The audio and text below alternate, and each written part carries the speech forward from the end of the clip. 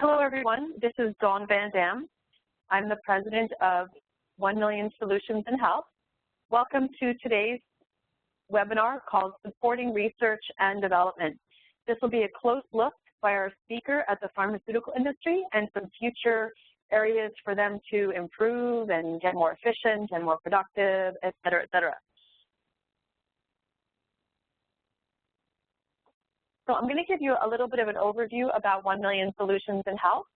Our goal at 1 Million Solutions in Health is to improve healthcare, of course, one solution at a time.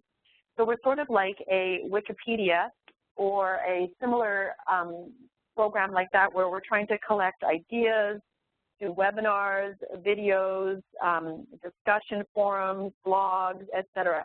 And we do that in 3 different areas.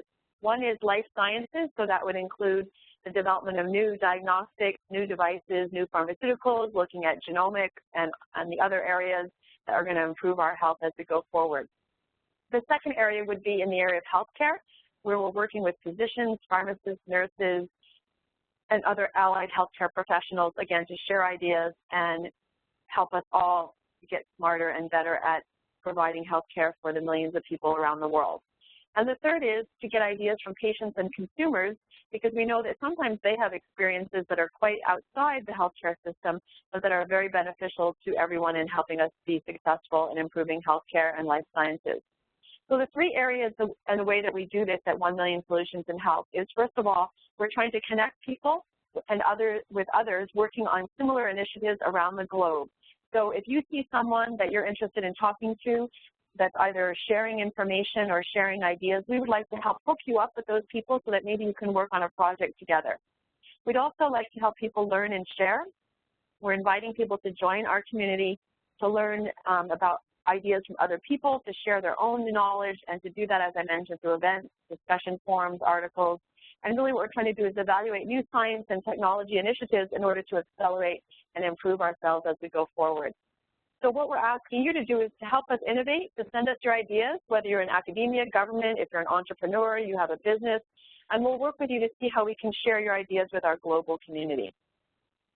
So I'm going to give you a little bit of background about our talk today regarding supporting research and development.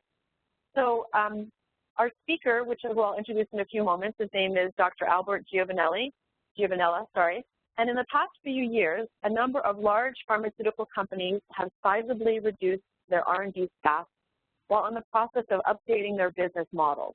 This has been an adjustment to greater licensing and outsourcing to find new compounds, as the need has arisen to quickly fill their pipelines with promising assets. The latter has been an alternative to long and laborious efforts that are needed in pharmaceutical development. There are some concepts to think about that might ease the pressure on this current situation in which so many R&D employees have been turned out of the business. These concepts will be explained in the presentation. And what Albert's going to be talking about is that accurate decision-making should be heavily based on scientific principles in the early part of the R&D process, and scientific-based decision-making should be stressed in the education of young scientists. And then finally, keeping a large mechanism-based historic data set in each therapeutic area would also help us construct a strong base to consult in starting difficult long-term scientific decisions for the future. So let me turn now to introducing our speaker, Dr. Giovenella. So Dr. Albert J. Giovenella has spent 26 years in the pharmaceutical industry in numerous phases of drug research and market support. In the late 70s, early 80s, he supervised mycobacteriology and also did E. coli research at the Hospital of the University of Pennsylvania. At SmithKline Beecham, he supervised the in vitro antibiotic discovery lab, and then he worked as a clinical studies manager, designing and analyzing phase 4 studies in microbiology, antiemetics, and gastroenterology, and as consultant to the worldwide vice president of R&D at SmithKline Beecham. At the same time, he completed his doctoral studies at the University of Pennsylvania, studying informed consent and the educational backgrounds of members of institutional review boards. Then for the next 20 years, he moved to Merck & Company as health science consultant in gastroenterology and metabolic bone diseases. At this time, he published his most recent 3 articles on autonomy, on partnering in pharmaceutical education, and on clinical internships, while at the same time organizing 2 national meetings on education and metabolic bone diseases. While at Merck, Dr. Giovenella was adjunct professor in the Graduate School of Education, teaching ethical issues in health professions education to graduate students in that department. More recently, after Dr. Giovenella retired from Merck, he joined the University of Pennsylvania as an adjunct assistant professor of medicine in geriatrics to study the relationship between industry and academic medicine, as well as drug development affecting aging populations internationally. He also teaches the evolution of globalization, policy issues, and basic science development in the pharmaceutical industry. He is currently a fellow of the University of Pennsylvania Institute on Aging and holds memberships in the Pharmaceutical Consultant Consortium and Pennsylvania Bio. He recently has developed a drug discovery database from which he teaches concepts, networks with startup companies, and analyzes and gives presentations on up-to-the-minute drug development trends. So, with no further ado, I'm going to flip it to Dr. Giovenella's presentation and turn it over to him to give you some excellent information and some background on what's happening in the industry. So over to you, Dr. Giovenella. Thank you, Dawn. Thank you for that nice introduction. Can you all hear me well? Yep, I can hear you great. Thanks. Okay, good. I'm going to give you about 30 minutes, and then we'll have an opportunity for question and answer. And what I do is I search all over the internet, and I have coffee with people, and I attend meetings and get just about any kind of insight I can to see what's going on in the industry, and then I convert whatever I have to numbers and then make graphs from it and see if trends emerge. And so what I want to do first is talk about the pressures ongoing in the current situation, the environmental pressures that force industry to do the things that it has to do, and the trends that are emerging. I will also say something about the FDA breakthrough designation, which has been very, very interesting the past 2 years. They formed it in 2013, and now the UK has formed a similar one. Then we'll talk about R&D specifically in growth and what's going on at the current time in terms of trends. Just got to get used to using this little arrow at the top. Okay, you should see in front of you a chart that says new products and R&D costs. And this chart actually, I just spoke with a group at Tufts University, CSDD, you know, that really keep track of drug discoveries and the factors influencing them. And they like this slide best of all, which surprised me, but it's very interesting because if you look at the blue bars at the bottom, the bright blue bars at the bottom, they represent all of the approvals, both small molecules and large molecule and large biologics that the FDA considers as new products for the year. Now, you can see that. And then the numbers of them are the light blue numbers that are right over top here because I started doing that in 2010. And then these higher numbers and these bigger bars are not only approvals, but new indications, new formulations that came along with those drugs. And we all agree that that was terrific because those are real exciting days for somebody in the pharmaceutical industry. It's not just getting a drug approved, but it's getting a drug approved in various indications. Every new indication is a real big day for the company. And as you see now, with cancer, most companies will be getting some of their breakthrough drugs approved for one type of cancer, but then there will be new indications against 2, 3, 4, 5, 6 types of cancer. And those will all be important money makers for the industry and important pieces of therapy for the patient. So so that's the big black number at the top. And this year, of course, is incomplete. It's January through May. But you can see that the difference is about 127 more on the average each year. And this year is no different. It's going at a tremendous pace. So looking at that more in a little bit more detail since 2010, I break down each year into a semester, because if I kept them all as the whole year, you'd have a hard time seeing the breakdown colors. But I keep them all as a semester, and first half of the year, second half of the year 2013, and then what's going on in the first half so far in 2014. And all the different color boxes are different therapeutic areas and different types of molecules. So you can see that there are a lot of exciting things going on, not just new approvals, but new indications anytime there's a new formulation in which the FDA has to give itself an approval. And down here in the bright green boxes are oncology. Next to that is neurology in the bright blue, and et cetera. So you can see how that works. And that's where I get the numbers for the previous graph that I showed you.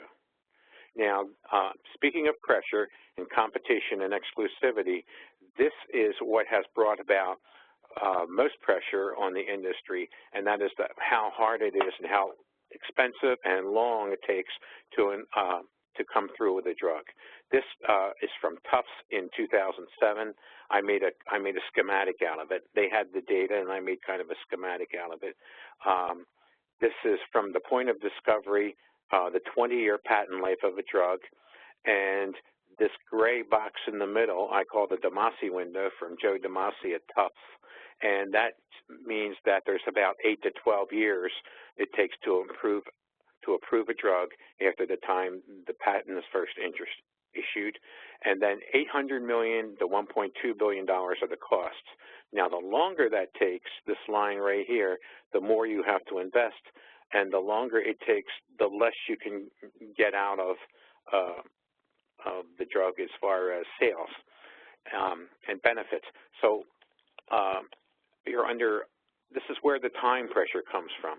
And 8 to 12 years just got unworkable for pharmaceutical industries looking for new breakthrough compounds. This is another pressure, the generics for small molecules. Out of every 100 drugs being prescribed by physicians in 2008, 63% were generic as opposed to 37% branded. And by 2012, that grew to 84% generic and 16% branded. So for small molecules, we're fighting over this little piece of the pie here, and it makes it a very, very competitive industry. Now, I also have something here which helps me to see how the trend of drugs all the way back since 1964. It's a 10-year rolling segment of approvals for small molecule drugs, and I'll make a couple comments on this after I explain. But you know, as each bar comes along, as each year comes along, you drop 1 year off the beginning, and you add 1 year on the end, and that gives you a 10-year rolling average. So this final bar, which is incomplete, of course, is for 2005 to 2014, and right now there are so many that it's showing every other year. So this one is 2005 to 2014. It makes for a nice smooth growth curve type graph, peaking out in about the beginning of our current century, and then it starts to decline. We get it, as you can see by the yellow line, we get a true low here, and then it starts to go back up again. And of course, this year, being incomplete, will possibly go up to about here also, right in that neighborhood. And you can see that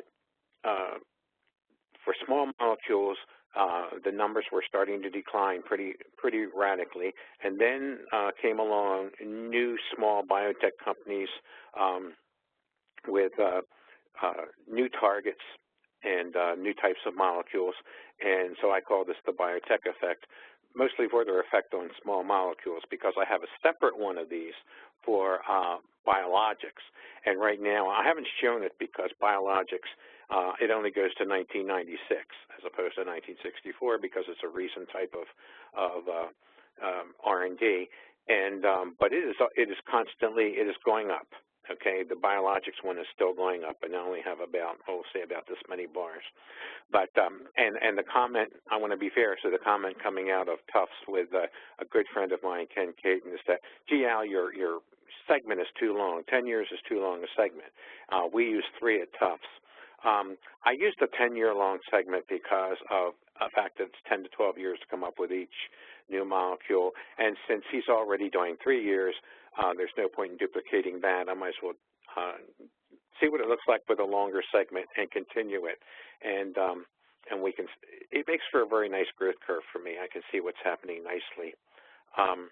But this again is just small molecules, and I keep the chart of this year so far, 2014, shows the small molecules that have been approved, the generic name, the company, the therapeutic area, and the market cap of the company, and then the indication. Then I have the CEDAR molecules, the biologics here in the green, and as you can see, 2 of those are monoclonal antibodies. Vaccines, none yet this year. So I have, and this is for the United States, so going through the FDA. So I have the word medicine in there as a place marker. So for when I get them, that's what color it'll be. So I keep a word in there as a place marker. And then CBER biologics, which are usually coagulation factors and immunogens, et cetera. Now, when you hear me say CEDAR and CBER, this is CEDAR up here, Center for Drug Evaluation and Research. Back at the beginning of the century, the 21st century, the FDA divided itself into the Center for Drug Evaluation and Research and the Center for Biologic Evaluation and Research. But CBER had, with the growth of biologics, CBER had more than it could handle, and it split some of its workload off and gave it to CEDAR. So new molecular entities and large molecule biologics are usually done by CEDAR, and these are done by the CBER division. So I hope that that's pretty clear. Most of you probably already know that, but I thought I'd clarify that before just throwing out the terms. Looking one more time at small molecules, this is therapeutic area. This is by therapeutic area since 2007. You can see down here the impact of oncology. And up here, I have them totaled. Everything that's on this graph is totaled by therapeutic area. You can see oncology has the lead. It used to be neurology was always following it. Cardiology now has taken its place in the number 2 spot, as some of the larger companies have left neurology behind in-house because it's been very, very difficult not to crack in terms of Alzheimer's and Parkinson's, et cetera. But you can see the therapeutic areas by year there. And then the monoclonal antibody biologics, since the year 2000, there are much fewer curves, as you can see, but oncology leads here also, followed by anti-inflammatory in the monoclonal antibody segments. Now, we only have 2 monoclonal antibodies approved thus far this year. This area is going to continue to grow.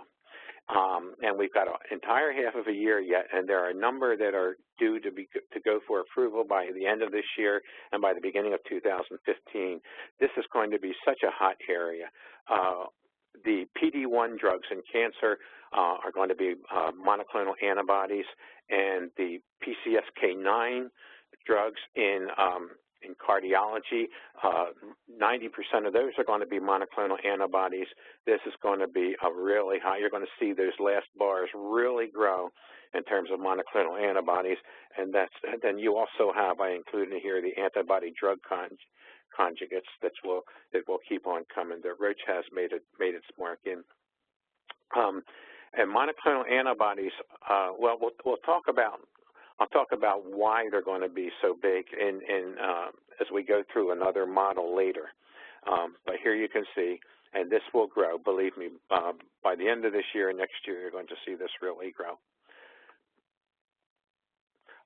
Here is a model that I like to use for my students to show them what Big Pharma goes through on this top line here. This is Big Pharma up top. This is Big Pharma, and then this is small companies and biotechs down here. Well, here's big pharma up here, laboratory discovery, preclinical research, and then clinical research in the human being, and then submitting the NDA. It's right here. It's right back here where we need to go with scientific decision making. This has got to happen, people. I think it's not only imperative to get good decision makers. I think that you have to have a respect for the science. This industry has always been built on the science, and in times where we stepped a little bit away from it and paid it less due, I think we've hurt ourselves. I've actually heard people in conference say, you know, looking for a new drug is not rocket science. People that can really know how to wheel and deal and, you know, look for things. I don't think anything can be further from the truth. You have to, and only a scientist can know, you have to have a decent respect for science. If you're going to come out with a drug for tuberculosis, you have to eat, sleep, and drink Mycobacterium tuberculosis.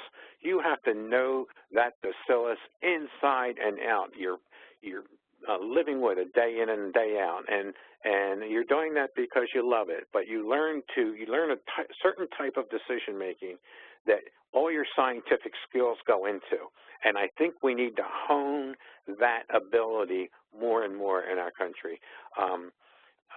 I think we've gotten a little bit away from that sense of wonder of what biology and life is. And so I think the reason why we have had a really good sized number of phase 3 failures in the recent times is because not only have the targets gotten more challenging, but I think we're letting more molecules go in that we wouldn't normally do.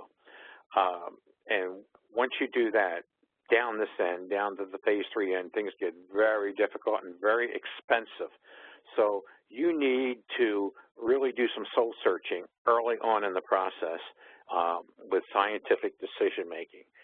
And remember at all times that science is the basis of what we do in this industry. But as the 8 to 12 year time got to be the rule here, Big Pharma decided it couldn't wait. It couldn't always spend that time looking for a breakthrough molecule. Financial reasons and other reasons, they needed to go to the outside and start picking up molecules from companies that had them ready. And here you see the pink phase 3, and the earlier you go in the process, you see the box turning more and more red. I have as increasing risk in your decision. If you're picking up a compound back here, you know very little about it. If you're picking up the compound down this end, you have a lot more knowledge about it, and you very likely have less work to do than if you would have picked up down this end. But the earlier you go in the process, the more risk you have to manage. Our model today, if you look at what R&D is in-house, and then everything we don't do in-house now, we go outside for.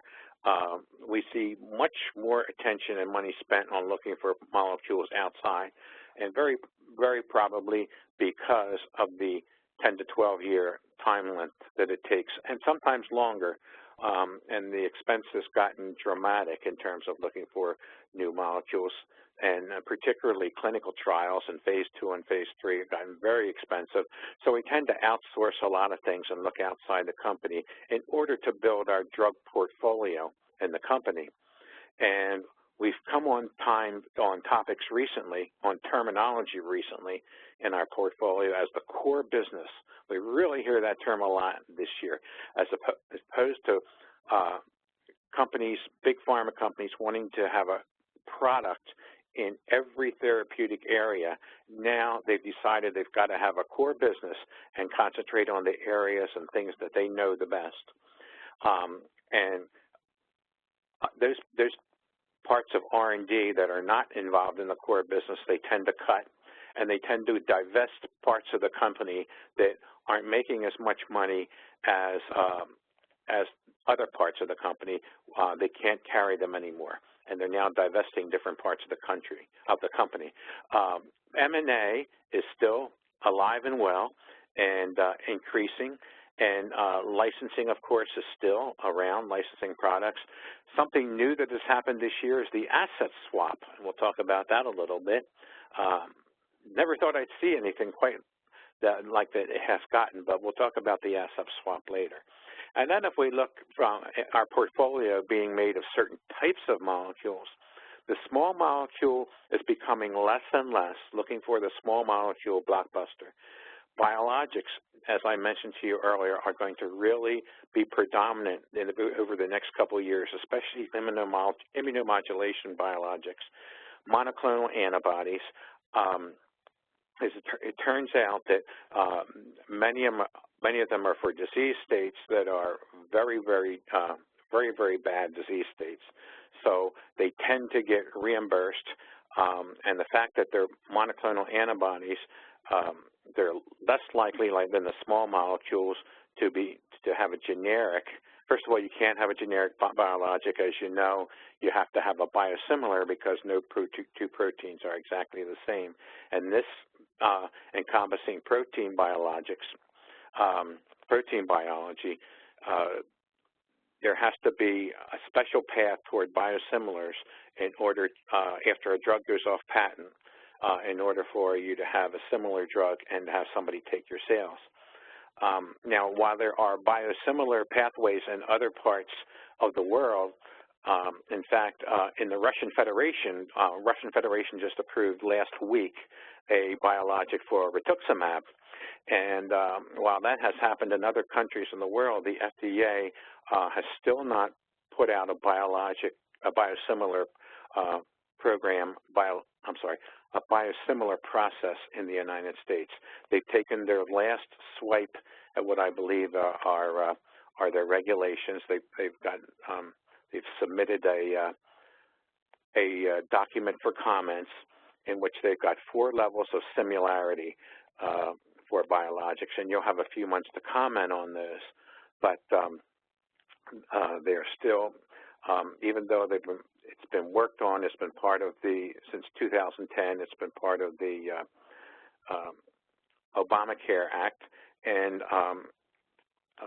they want to make sure they have a good process for looking at biosimilars. And so that last draft document has just been put out about a week ago, and it'll take about another 2 or 3 months to comment on. So even if your biologic goes off patent now in the United States, there's not a biosimilar pathway. In addition to that, you have I don't believe that you'll ever be able to get pricing down you'll ever lose as much money with biologics as you will when a small molecule goes on the patent cliff. With monoclonal antibodies and other large biologics, since no 2 proteins are the same, the FDA is going to be very rigorous in deciding. As I say, it's got 4 levels it's putting out. They're going to be very rigorous in deciding whether proteins are similar enough. And based on that, you're going to have to do not only in vitro testing, but very often clinical testing, because a difference in a protein, a small difference in a protein can make a big difference clinically. And so you're going to have to convince them with a lot of testing. And biosimilars are likely to be very expensive, and only about, you're only going to reduce pricing to about maybe 60 to 80% on those as time goes on. So there's going to be a big difference, and companies will be able to price biologics more liberally because they're more for life-threatening diseases, and they have a long time before they worry about patent cliff and et cetera. So eventually there will be gene therapy. There is some now, but where gene therapy is really contributing right now, and where it will contribute really most impact will have its most impact toward the later part of this decade is in clinical trials, because you'll be able to get the right patient population for clinical trials for your product based on genetic testing, and you'll be able to get the population that shows your product in the best light, because it'll be where it's supposed to be when it's working. So gene therapy is going to really impact clinical trials in a positive way, and farther into the future, different types of therapy on its own. As opposed to blockbusters, as you see down below the line, now some companies have gotten more and more in orphan drugs, because, again, they're for life-threatening diseases. You have a very liberal pricing policy in that you can charge more for the drug because it's a life-threatening disease, and the patient has a very good chance of getting everything reimbursed. And the orphan drugs will probably, those companies that have orphan drugs have made out very, very well. And in fact, Sizably was in the breakthrough therapy section for the FDA. So I think you'll see companies going a little more toward orphan drugs, and that's going to be a big thing in the future. Just to show you how crazy the last couple of weeks have been. I know that model looks a little bit complicated, but just to show you how crazy things have been in the last couple of weeks. This is just the last couple of weeks. Pfizer offers $106 billion to take over AstraZeneca. And as those of you listening probably know now, as of yesterday, they offered more than that. It got up to around $119 billion and more. And AstraZeneca finally declined the takeover. So that's where that is right now. But you won't see that. That won't be the end of those. And there are various reasons why even international takeovers like that, you won't see the end of those for some time. We can talk about that in the Q&A as to why that hasn't worked so far yet, et cetera, if you'd like to.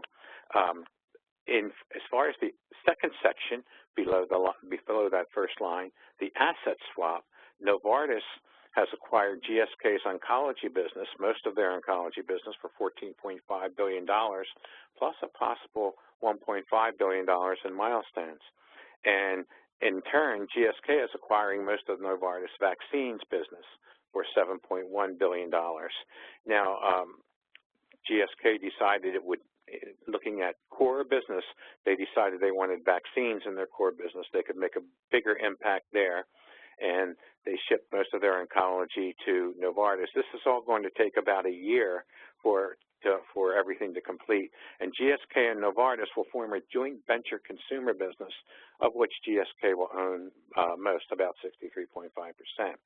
Now, as far as the employees that, like I said, it'll take about a year to work out. So as far as the employees that worked in SmithKline's oncology business, they are, we don't know yet, but they are likely to go with the oncology business to a new company, to Novartis, because as Mr. Whitty has stated, GSK's CEO has stated in the press,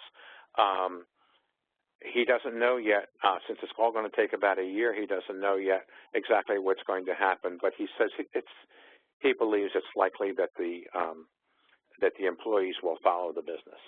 So that makes for a very complicated business, and if we see more of that in the future, and I'm sure we're going to, especially as companies stress core business and core values in their company.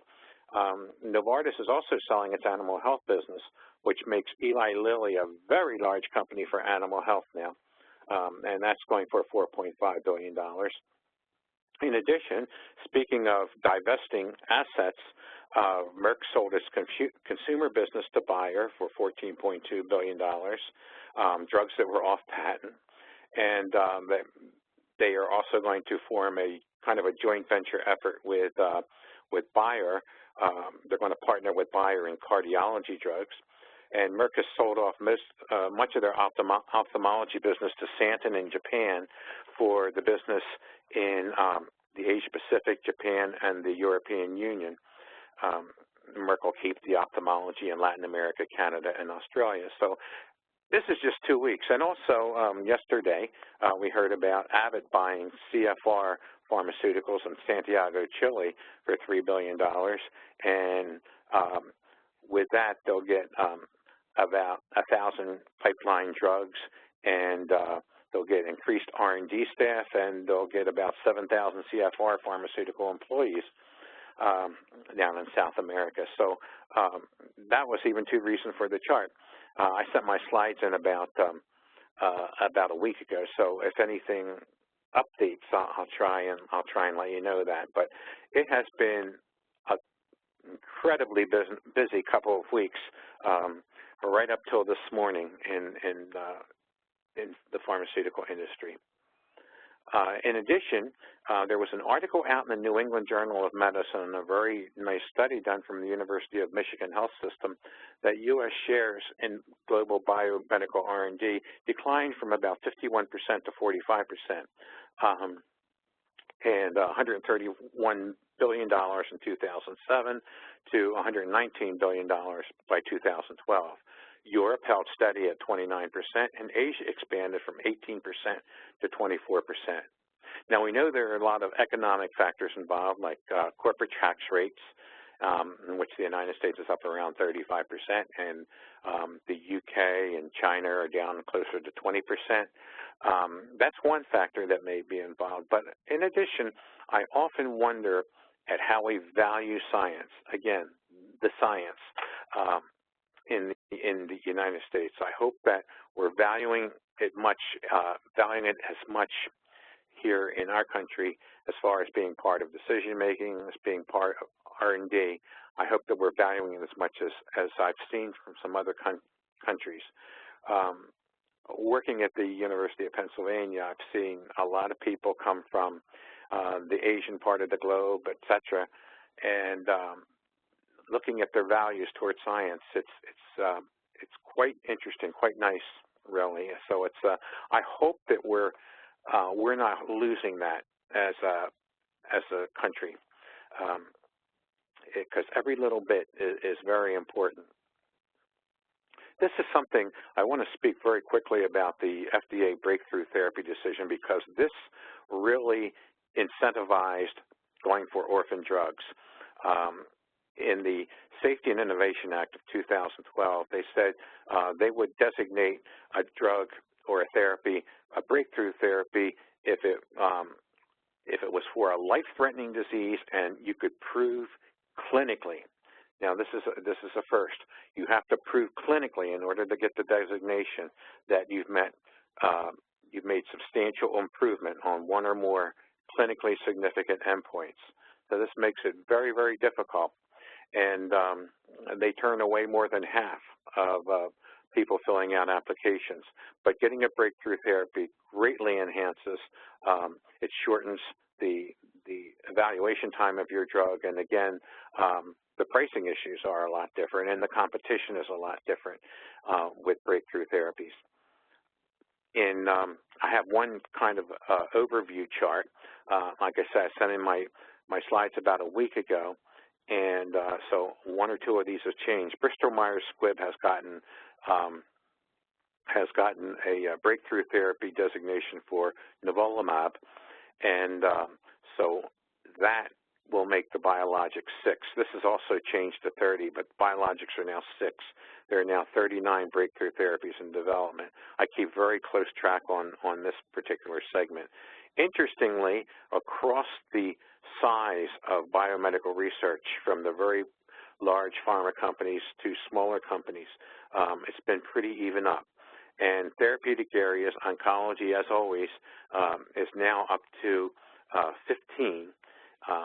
And you can see the other therapeutic areas, but this is a young designation.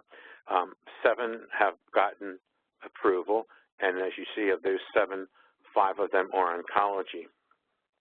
So oncology still, it leads the way in concentration area of research, but this is greatly incentivized orphan drug research. Now, so where's the R&D going to go? We see how companies are going to, they're getting smaller, and they're focusing on a core business, and economics has forced them to get smaller and more directed. Competition also has caused them to focus on a core business. So the R&D is likely to go in its heaviest concentration to smaller pharmaceutical companies and biotechs. And one thing that we're doing with our young people in this country and in other countries that is very, very exciting are entrepreneurs organizations. The Young Entrepreneurs Organization is one. By 2006, 2007, it started about 20 years ago. By 2006, 2007, they had 108 chapters in 38 countries. 38 countries. The Young Entrepreneurs Academy, this is something that you ought to look into if you get a chance. This is really fascinating. They begin coursework in middle school and high school. The coursework is after school, but the student gets course credit for it. And they actually have stated in one article that they wrote that by the time a senior leaves high school, they stay in this Young Entrepreneurs Academy, and by the time a senior leaves high school, one or two of the senior class, one or two members of the senior class are taking the company with them that they own. Isn't that interesting? And so the membership in this is really growing, and entrepreneurs are at a younger and younger age. They've shown that they can learn these skills, but that's very exciting because if a student does take a business with him to college, and I know there are some in this area, it gives them a chance to help pay their way through college, and it gives them some valuable experience beyond the classroom. In addition, entrepreneurial college degrees and coursework, it used to be, it was 10, 20 years ago, you couldn't find entrepreneurial degrees except for one or two special colleges and universities. Now, if you look at the colleges and universities that are offering degrees and coursework, it's phenomenal. It's almost everybody does. The list is too long for you to capture, actually. And in addition, you have academic institutions and pharmaceutical companies that are incubating small companies. For example, Upstart, I'm close to at University of Pennsylvania under Dr. Michael Poisel. They started that group there in about 4 years ago, and they've already got 56 active companies that they've spun off. IPOs, I don't have to tell you the success with IPOs. 2013 and 2014 have been phenomenal years for new IPOs. And although they're not all biotech companies, healthcare companies represent 55%, more than half of the IPOs to date. So this is the way I like to look at it, in that this guy got dumped upside down for some reason. But the Young Entrepreneurs Organizations, everything begins in the classroom. If you want to make changes, if you want to make investment, everything begins with the classroom. They learn their entrepreneurial skills and basics in what to do with a company, and hopefully they're getting some scientific decision-making here. And then you have experienced companies and business development people. Then you get jobs in an area. If you look at our two most successful areas in the country for venture capital and for research, being San Francisco and the Boston area, this is how you get jobs in a geographical area. If that's something, that is something that we all want to emulate. And this is how you get jobs in a geographical area, to build these skills, invest in small companies with venture capital, and then you have strong small cap companies. They were talking last week on CNBC about the strength of the small cap companies. They were carrying the market. And then we've seen more coalescing actually among small companies recently than we have even among large companies. And as they become larger and they work with big pharma, they can do collaborations. And this is how you grow R&D. But I think you're going to see R&D really grow in the smaller companies because they can focus more there on their science and they can focus on core areas, and they will be, they can be very attractive to larger pharmaceutical companies who themselves are going for core values on their own. So I think this is the biggest way to build jobs in a geographical area. Those of you who are just hearing about the Young Entrepreneurs Academy, there's a contact on Google. I actually have that contact name in the Philadelphia area. You might want to see if there's a program in your area and see what you would have to do to get one started, because you would be tremendous mentors, I'm sure, and then call your local high school, and if they don't have a program, it'd be something for you to get involved with, which would really be rewarding to the people in your area. So first of all, I'd like to say the industry should be judged on more than new products. We talked about new indications and new formulations, et cetera. External pressures we know have forced the industry to do more outsourcing. There's recently been more M&A among smaller companies, while larger companies exchange research assets and divest their businesses so that they have a core asset approach. The FDA has made efforts via breakthrough therapy designations to incentivize work in orphan drugs and in breakthrough therapies. And increasing or saving R&D relies on building new companies and jobs and building entrepreneurial skills in the classroom.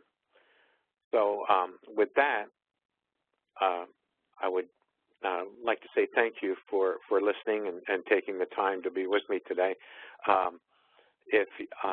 If you'd like to keep in touch with me, just get my email from Dawn, and she's welcome to give out my cell. At that, I would like to see if you have any questions. Great. Thank you so much, Albert. That was really, really fabulous. I think everyone's going to have gotten a lot from your presentation today. So what we're going to do now is open it up for questions. And if you have any questions, just please put them into the chat box. And I will ask the question to Albert or Dr. Giovenella, and he will answer the questions. So, and we will also be putting into the chat box a link to a survey, and we really, really need you to fill out the survey because it gives us information on future events that you'd like us to launch through this website, 1 Million Solutions in Health. So the first question for you, Albert, is in your perspective, in the risk management spectrum that you presented today, how could more extensive use of biosamples and biobanking reduce the risk of discovery and development? Well, I think anytime you increase the tools that you have to work with, I think you're going to make better evaluations, and you're going to reduce the risk of acquiring and looking at compounds outside your company. To have more samples and more tools to work with, I think really is a wonderful thing. I know one reason why I have my large database, I have 3,000 compounds in a database that I have sorted by mechanism of action and therapeutic activity, and I think the more basis, the more bottom line that you have in terms of tools, the more you can go back to, so you're not leaving gaps in knowledge. I think increases the prowess of scientific decision-making and reduces the risk. I hope that answers, but that can't do anything but help. Biobanking and building a knowledge base and an asset base can't do anything but tremendously help research and reduce the risk of decision-making. Great. Thank you so much for that answer. That was fabulous.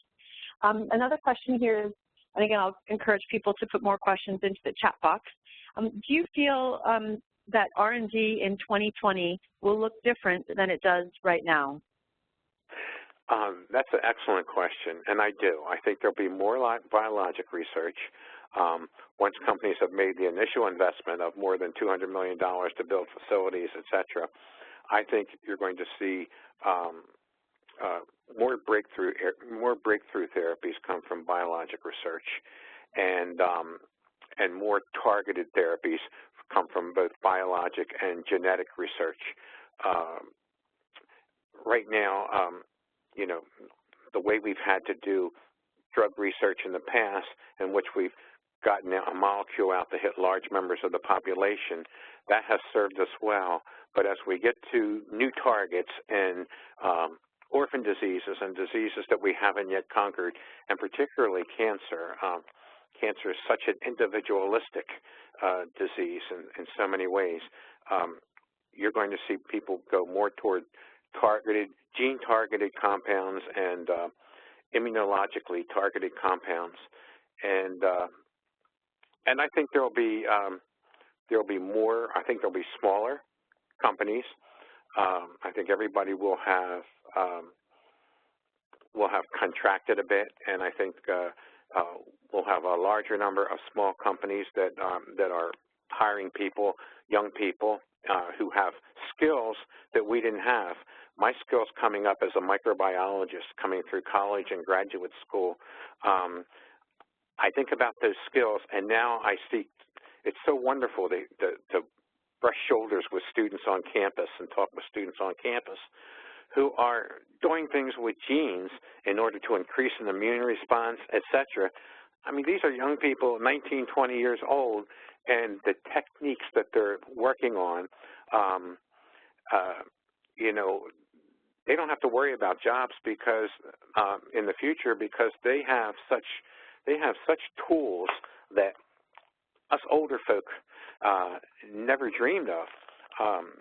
The things that I see them do in a research lab is just absolutely heartening, and as we build the industry more toward those kinds of things, I think we'll see an exciting twist in the industry, not like what we had before, but a more targeted and personalized approach.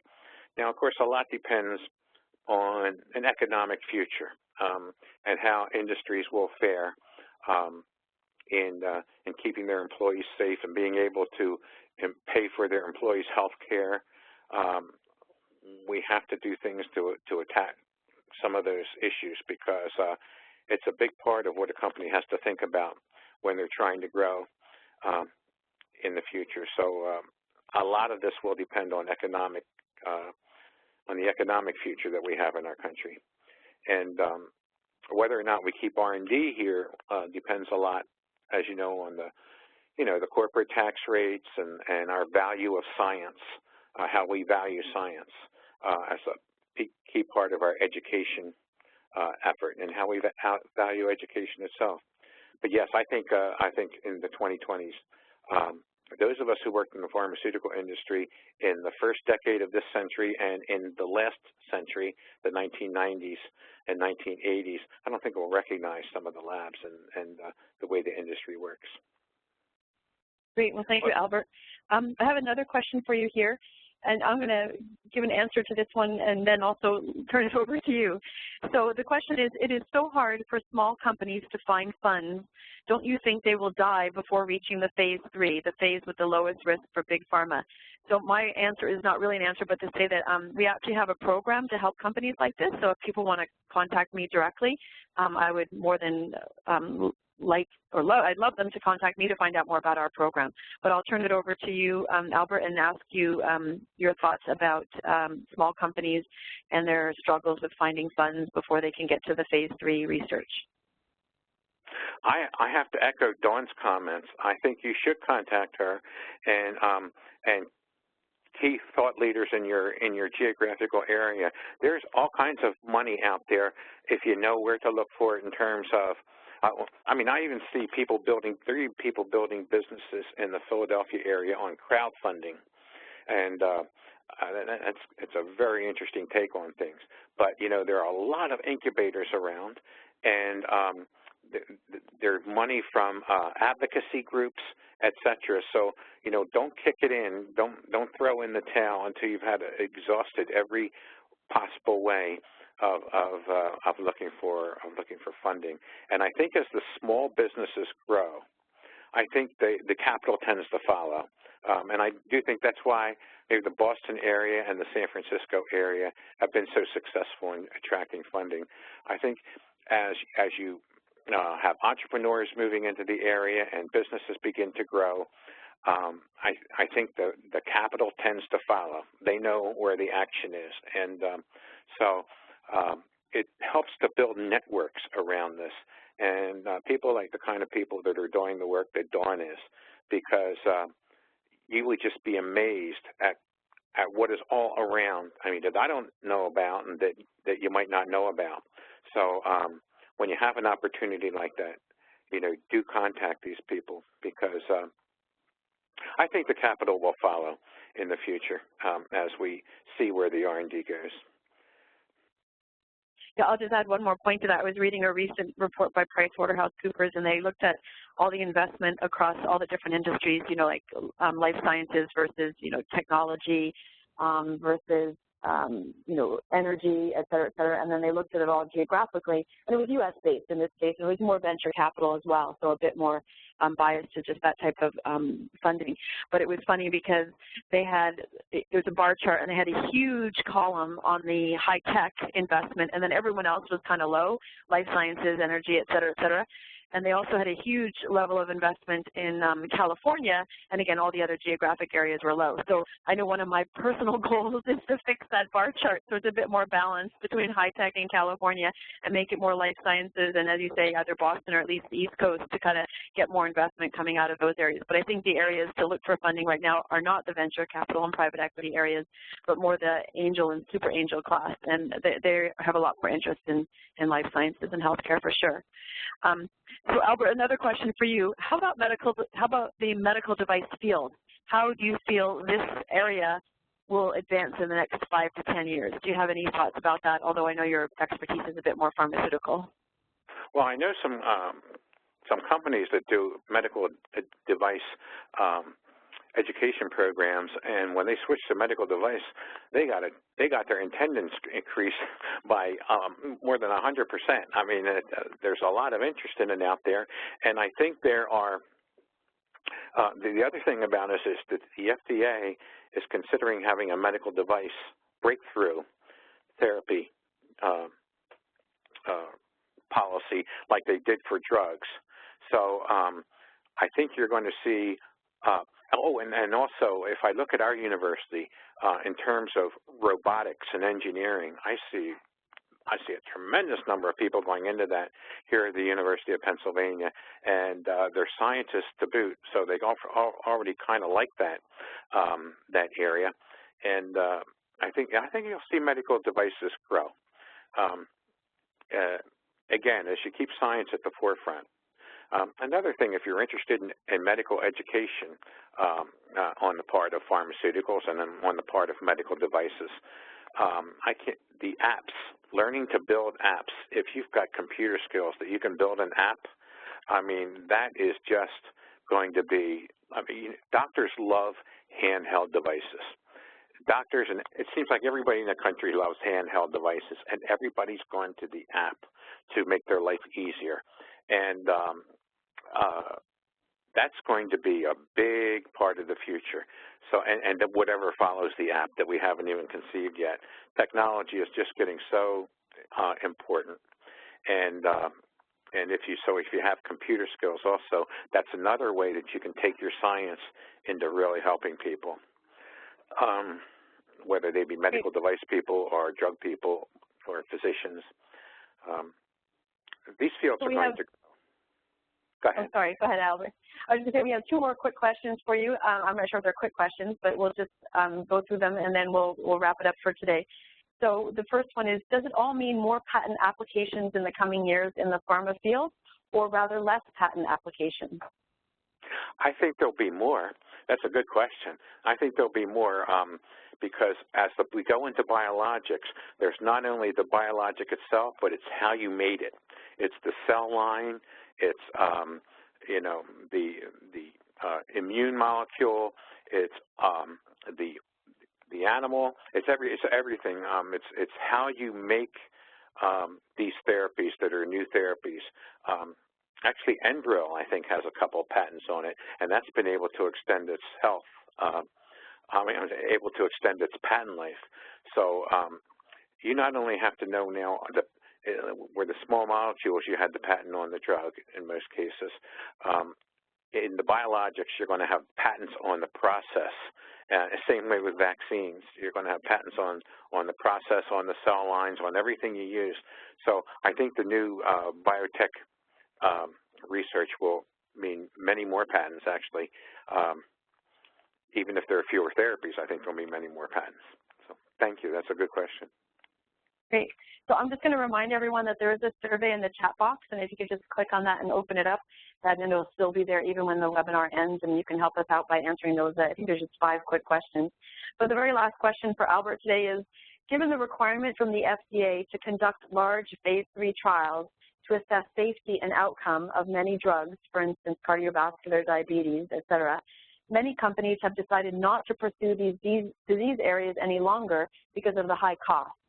So the question is, do you feel that the FDA might be hampering the development of much-needed drugs for patients by demanding these very high standards? That is also a very interesting question and a very controversial area, you know, as you know. Actually, I think that well, you know, that's why more people are, first of all, the expense of phase 3 trials is why more people are using contract research organizations, et cetera. The way the FDA approves things, you know, and they did make this breakthrough therapy thing for this reason, so that they could expedite some of this.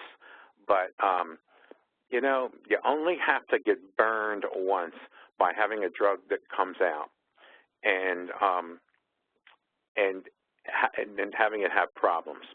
You know, I've been a part of companies where that has happened, and although it hasn't happened to me directly, I've seen it happen in the companies that I've worked for, where something goes out and, you know, boy, if only we could put more onus on the FDA, if only we could put more responsibility there, and if only we'd have looked here, and if only we'd have done this and done that.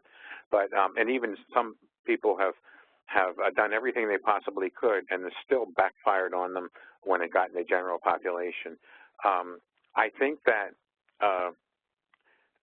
the way drugs are now, there are more things that need to be done in phase 3. There are more tests that need to be done. There are more defining of the patient population.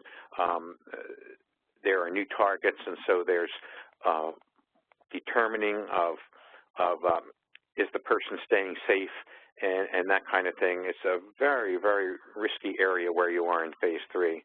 And this is why I think making go, no-go decisions earlier will help a company out tremendously. You know, you just can't save everything. And if you're a decision maker in any kind of business, you know that you have to, you know, fish and cut bait. You have to choose those assets that are most likely to develop for you. But the FDA, with their staffing challenges and other things, I think they're just about going to have to really keep an eye out, and also they're getting products from other parts of the world, which complicates things. So I think their role is to protect not only the American consumer and the American patient, but also the industry. They're there, you know, to protect you and make sure you haven't done something where you've come out with a compound that is going to hurt a large number of people. There's no test tube that is as complicated as the human test tube, and you just can't tell where things are going to pop up. You just can't tell where things are going to go wrong. And so it's nice to know that there are really severe restrictions and really scrutinized processes that you have to go through. And the fact that it has increased expenses, I think that's why we have developed the out licensing. That's why that has continuing to develop. And that's why you've seen the last 2 weeks to be as crazy as they have, because people need to do that more. Things are getting more expensive, and they need to do that more. So I hope that helps a little bit. I know there are people who disagree with me on that, but that's what, that's something we need to solve, and it'd be nice to have a cup of coffee with you sometime over that and really hash that out. Sounds great. So thank you so much, Dr. Albert Giovenella, for your presentation today and for answering all these really great questions. I also just wanted to let everyone know that just in a couple of weeks from now, we'll be having an ex-FDA commissioner. His name is John Norris. He was actually second in command under Frank Young back in the 80s. And he is actually advocating for how to make the FDA more efficient. So all of you who are interested in this question, I think it's scheduled for June 2nd, but it's at the beginning of June. And we look forward to getting an email from us about that and joining in on that as well. But again, to our today's speaker, Dr. Albert Giovenella, thank you so much for your presentation today, and we really appreciate it, and we look forward to having further discussions with you. Thank you, Dawn, and thanks to everybody who listened in. I appreciate your time. Take care now. Have a great day. Take care, everyone. Bye now.